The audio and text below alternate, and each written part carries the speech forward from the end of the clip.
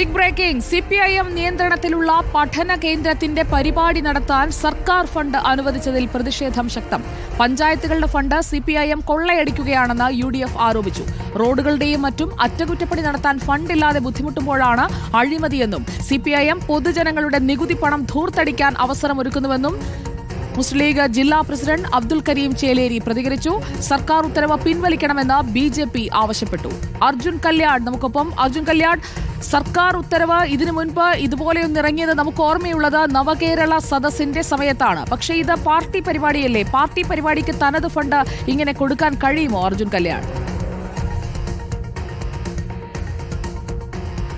സുജിയ Parvathy, very good evening. Party നിയന്ത്രണത്തിലുള്ള സ്ഥാപനങ്ങളാണ് പാട്യം ഗോപാലൻ പഠന ഗവേഷണ കേന്ദ്രവും AKG പഠന ഗവേഷണ കേന്ദ്രവും. AKG പഠന ഗവേഷണ കേന്ദ്രം CPIMന്റെ സംസ്ഥാന സമിതിയുടെ കീഴിൽ പ്രവർത്തിക്കുന്ന ഒരു സ്ഥാപനമാണ്. അതിൻ്റെ ജില്ലാ കമ്മിറ്റിയുടെ കീഴിൽ പ്രവർത്തിക്കുന്നതാണ് പാട്യം ഗോപാലൻ പഠന ഗവേഷണ കേന്ദ്രം. ഈ രണ്ട് പഠന ഗവേഷണ കേന്ദ്രങ്ങളും ചേർന്ന് സംഘടിപ്പിക്കുന്ന അന്താരാഷ്ട്ര പഠന കോൺഗ്രസ്, അതായത് പഞ്ചായത്തുകളുടെ അധികാര വികേന്ദ്രീകരണം സംബന്ധിച്ചുള്ള 3 ദിവസത്തെ സെമിനാറാണ് ഫെബ്രുവരി 22, 23, 24 തീയതികളിൽ കണ്ണൂർ നയനാർ അക്കാദമിയിൽ വെച്ച് നടക്കുന്നത്. ഈ പരിപാടിക്ക് വേണ്ടിയാണ് ഇപ്പോൾ സർക്കാർ ഒരു ഉത്തരവ് നൽകിയിരിക്കുന്നത്.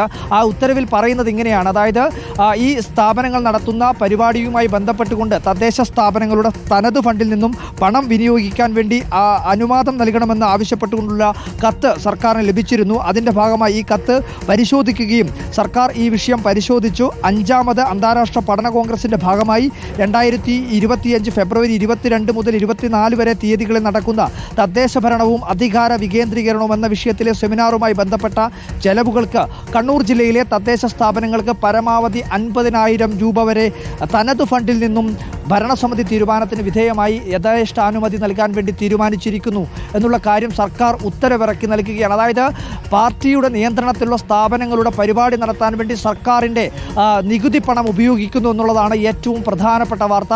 ഇതുമായി ബന്ധപ്പെട്ടുകൊണ്ട് വ്യാപകമായ പ്രതിഷേധമാണ് ഇപ്പോൾ ഉയരുന്നത്. ഇതിനു മുമ്പ് സുജിയെ സൂചിപ്പിച്ചതുപോലെ തന്നെ ഇത്തരം ഒരു വാർത്ത നമ്മൾ ശ്രദ്ധിച്ചിട്ടുള്ളത് നവകേരള സദസ്സിൻ്റെ സമയത്താണ്.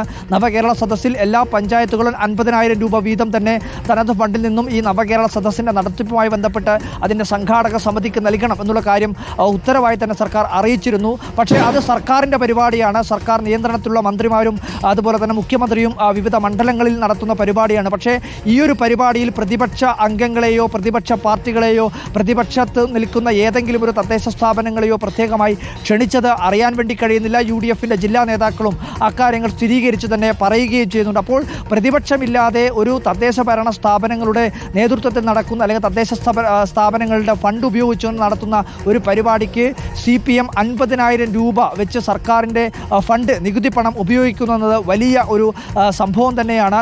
സർക്കാരിൻ്റെ പരിപാടി നടത്താനാണെങ്കിൽ നമുക്ക് അത് അംഗീകരിക്കാം. പക്ഷേ ഇത് ഒരു പാർട്ടി പരിപാടി നടത്താൻ വേണ്ടി CPM നിയന്ത്രണത്തിലുള്ള സ്ഥാപനങ്ങൾ നേതൃത്വം നൽകുന്ന ഒരു അന്താരാഷ്ട്ര നമുക്ക് അറിയേണ്ടത് ഈ സെമിനാറുകൾ അത് എന്തൊക്കെയാണ്, അതിന്റെ ഒരു ഉള്ളടക്കം എന്നതുകൂടി നമുക്ക് അറിയേണ്ടതുണ്ട്. അതിലേക്ക് നമുക്ക് അർജുനിലേക്ക് ഒരിക്കൽ കൂടി വരാം. എങ്ങനെയാണ് തദ്ദേശ ഭരണ സംവിധാനത്തിൽ കേരളം ആർജിച്ച നേട്ടങ്ങളൊക്കെ ചർച്ച ചെയ്യാനാണോ എന്നതടക്കം നമുക്ക് ബോധ്യമാകേണ്ടിയിരിക്കുന്നു. അങ്ങനെ ഒരു ക്ലോസ് ഉണ്ടെങ്കിൽ ഈ പണം നൽകാൻ കഴിയുമോ എന്നുള്ളത് അടുത്ത ചോദ്യം. ആ ചോദ്യങ്ങൾക്കായി നമുക്ക് അർജുൻ കല്യാണിലേക്ക് വരാം. അത്